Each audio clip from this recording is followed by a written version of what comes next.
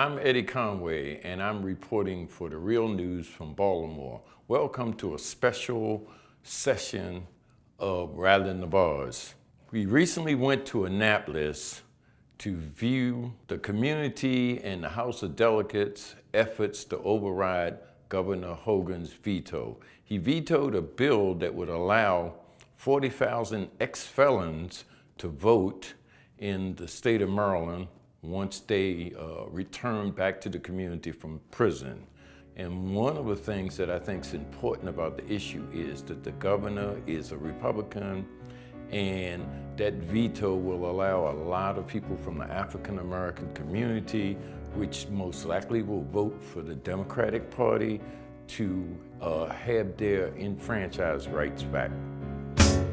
Hard work and smart work got separated at the birth.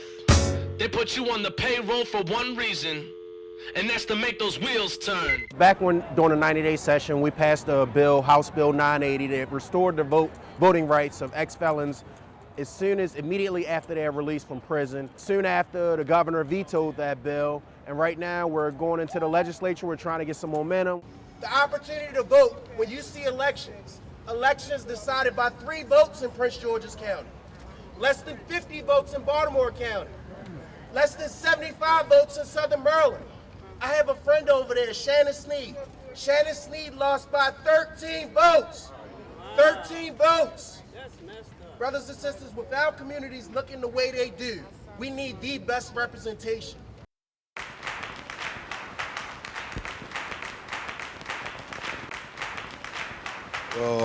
Of course we're here because the community's voice never needs to go unheard.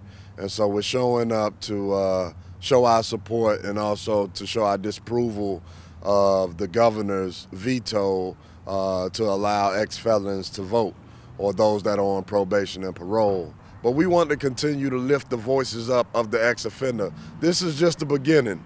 We also know that, there are many things that are going unaddressed in the ex-offender community, and so we want to use this momentum to continue to push forward, to create new laws, to make life easier for the people who has been made so hard for because of these bad policies. Because we want to know what our rights are, we want to know who we're voting for, who's making decisions, it's going to benefit all of us down the path, and we want to participate. Not just vote, but run for office as well. If I'm free, then give me the freedom that I deserve. After serving 40 years, I'm the only woman that was let out under the Unger case. However, I'm here to advocate for women and men in the entire state, all over the world, because we matter. This is a good story today. Not only to keep black people from being able to vote, but this goes all the way back to the whole Jim Crow era thing. Of course it is.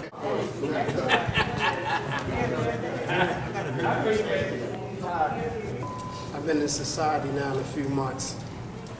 And it's really hard out here, especially coming from out of prison. I've been putting in applications after applications to these corporations. Now, what I did, I heard about the councilman right here, Nick Mosby, and I asked him to assist me in trying to locate some employment, which he have done. Now, I done did my time. I come home to be productive. I need to vote. My vote count. And everybody that's coming home, vote need to be counted. We must ensure that all folks in Baltimore not only have fair hiring policy for them, but also fair voting rights for them. If you return home, if you've paid your debt to society, you should be able to vote in the state of Maryland. And Governor Hogan, I urge you, the state legislature, I urge you, allow these folks to participate in the democratic process. Thank you.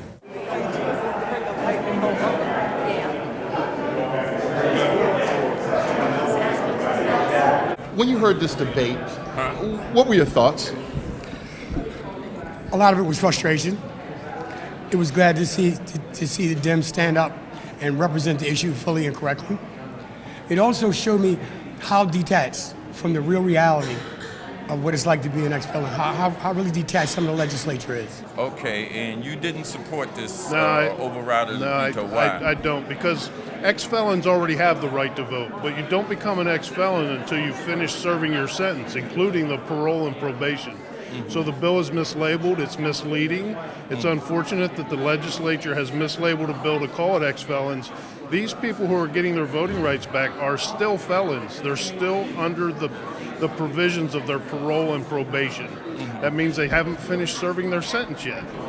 Do you think that was one of the things that some people didn't understand, that you want to get reintegrated into society?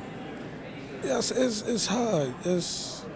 We have a lot of programs, but we really can't get back into society without voting.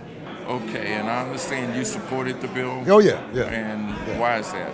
You've been locked up. You've done your time. You know, it's time to get out and start your life again. Voting should be part of it. If a guy wants to go vote, please have him vote.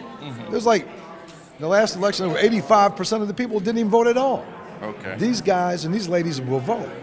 So, God bless them. Give them the right to vote. Give them a chance to start all over again.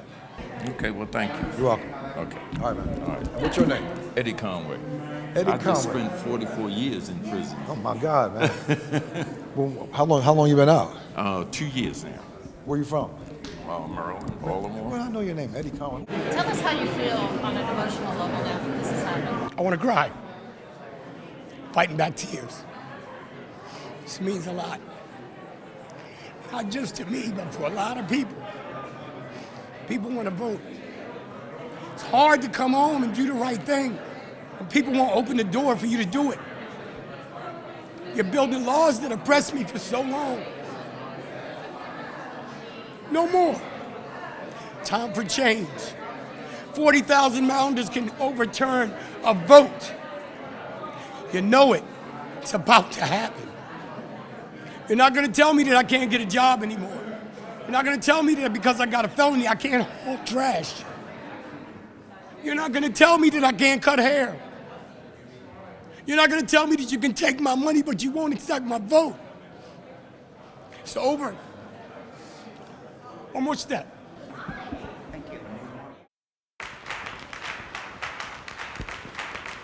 This bill that have just passed will also restore my voting rights if it gets passed in the Senate. I'm Eddie Conway, and this is Rattling the Bars.